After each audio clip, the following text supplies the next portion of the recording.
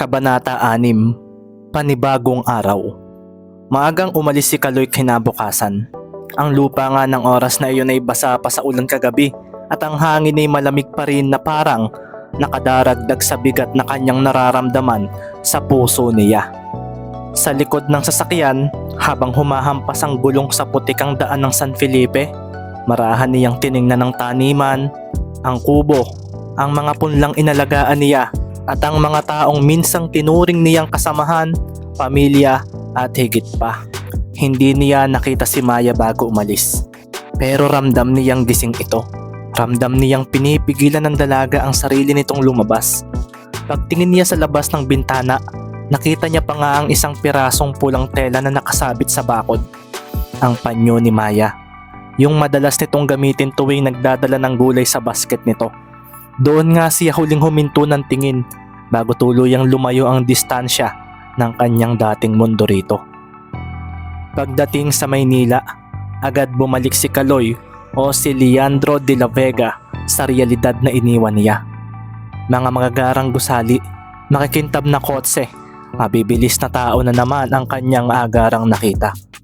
Ngayong nakabalik na nga siya ay tila ba may kung anong pakiramdam niya ang nagsasabing tapos na ang kanyang panaginip. Pagbaba nga niya ng sasakyan ay sinalubong agad siya ng mga tauhan sa mansyon at ng kanyang amang si Don Alfonso de la Vega, ang may-ari ng lupaing kanyang pinagtrabahuhan ng kaunting panahon. "Leandro!" sigaw ni Don Alfonso at agad nitong niyakap ang anak pero may halong inis sa titig nito rito. "Anong kabaliwan itong ginawa mo? 2 buwan kang nawala. Doon ka pala nagtago sa bukirin sa San Felipe. Alam mo bang halos magwala ang board sa pagkawala mo?" Hindi agad nakasagot si Leandro. "Pasensya na po, Papa. Kailangan ko lang ng panahon." "Panahon?" mariing sagot ni Don Alfonso.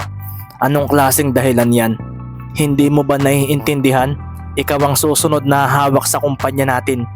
Hindi ka pwedeng magkunwaring magsasaka dahil hindi ka naman ganoon." Tahimik lang na tinanggap ni Leandro iyon. Ang dating autoridad ng kanyang ama na dati nakakatakot para sa kanya, ngayon ay parang naging ingay na lang sa pandinig niya. "Anak," huminga ng malalim si Don Alfonso nang wikain iyon. "Alam kong naging mahirap ang buhay mo nang mawala ang ina mo, pero kailangan mong harapin ang responsibilidad mo. Hindi mo pwedeng takasan ang mundo na ginagalawan natin." "Hindi ko po tinatakasan," mahinang sagot ni Leandro. "Gusto ko lang talagang maintindihan kung ano talaga ang halaga ng mga bagay na ginagawa natin. Doon ko nakita kung gaano kahirap ang buhay ng mga taong umaasa sa atin. Hindi lang basta negosyo ang hawak natin, Papa. Buhay ng mga tao." "Leandro," malamig na tonong wika ni Don Alfonso. "Hindi mo naiintindihan. Sa mundong ito, kung sino ang mabagal, siya ang mawawala. Ano pa ba ang gusto mo? Mabibili mo na ang lahat." Natahimik na lang si Leandro at wala nang sumunod na salita mula sa kanya. Samantala, sa baryo ng San Felipe, iba ang katahimikang narito ngayon dito. Si Maya, kahit pilit binabalik sa dati ang araw-araw, ay ramdam na parang may kulang. "Anak," sabi ni Mang Ernesto habang sabay silang nag-aalmusal. Alam na nga rin niya ang tungkol kay Kaloy. "Parang wala ka na sa sarili nitong mga araw. Si Kaloy ba ang iniisip mo?" Napayuko si Maya. "Hindi po, tay." Ngumiti naman si Mang Ernesto at marahang tumango. "Alam mo, kahit sabihin mong hindi, kitang-kita sa mga mata mo. Pero anak, kung ano man yung dahilan kung bakit siya umalis, siguro may rason siya." "Rason para magsinungaling?" May pait na wika ni Maya. "Tay, niloko niya tayo, nagpanggap siya." "Totoo, pero naisip mo na ba kung bakit?" Napatigil si Maya at hindi na niya agad alam ang isasagot. "Baka hindi lahat ng kasinungalingan ay masama." Patuloy pang wika ni Mang Ernesto. "Minsan kasi nagsisinungaling ang tao hindi para manakit, kundi para makahanap ng katotohanan sa sarili nila." Tumahimik na lang si Maya. Ayaw niyang umiyak pero ramdam niyang tinamaan siya ng mga salita ng ama sa mga sandaling ito. Sa Maynila, bumalik si Leandro sa kanyang tungkulin bilang executive assistant sa kumpanya ng ama niya. Isang posisyon na dati ay pinagmamalaki niya pero ngayon parang hindi na siya masaya sa bagay na ito. Habang nasa opisina, tinitingnan niya ang mga papeles. mga kontrata ng mga lupa, mga proyekto ng irigasyon at mga proposal na dati ay pirma niya ay ayos na. Ngayon, bawat dokumento ay may mukha na sa kanyang isip. Ang mga magsasaka, mga batang naglalaro sa putikan at higit sa lahat, si Maya. Isang araw nga habang nasa meeting, may nabanggit ang isa sa mga direktor. Sir Leandro, may reklamo raw ang mga tao sa farm ng San Felipe. Kulang daw ang supply ng tubig at delayed ang sweldo ng mga manggagawa. Agad siyang napatigil. San Felipe, doon siya galing. Ano pong aksyon ang ginawa ninyo? Tanong niya. Sir, hinihintay pa namin ang approval ninyo para sa bagong sistema ng irigasyon. Pero kung tutuusin, maliit na bagay lang yan. Hindi naman malaki ang kita mula sa farm na yon. Biglang naginit ang dugo ni Leandro nang hindi inaasahan dahil doon. Maliit para sa inyo, pero malaking bagay sa mga taong nandun. Alam nyo ba kung ilang pamilya ang umaasa sa ani doon? Nabigla at tatahimik ang lahat. Nagulat sila sa reaksyong iyon ni Leandro de la Vega. Pagkatapos nga ng meeting, nilapitan siya ng sekretarya ng ama niya. Sir, magagalit si Don Alfonso kapag nalaman niyang nagmura at nagsermon ka sa boardroom. Ngumiti si Leandro ng may pait. Mas gugustuhin kong magalit siya kaysa sabihing wala akong pakialam. Makalipas ang ilang linggo, nagpunta si Leandro sa opisina ni Don Vicente. Don Vicente, sabi niya, may mga reklamo raw sa farm.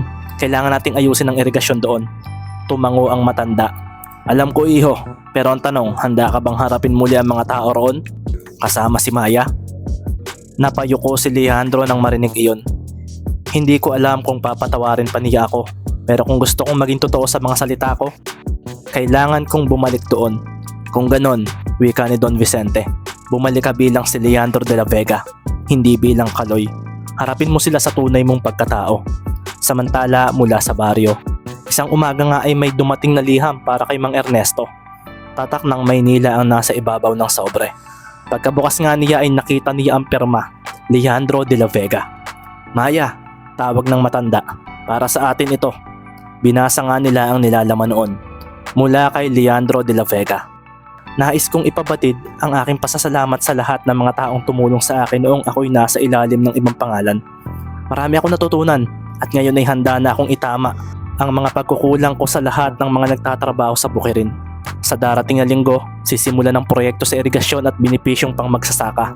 Higit sa lahat, humihingi ako ng tawad sa mga nasaktan ko sa aking kasinungalingan. Hindi ko layunin ang manlinlang dahil ang tanging gusto ko lang ay ang maranasan ang tunay na buhay. Leandro de la Vega. Natahimik si Maya matapos basahin iyon. Ramdam niyang nag-iba ang tibok ng puso niya. Hindi nagalit kundi pagkalito.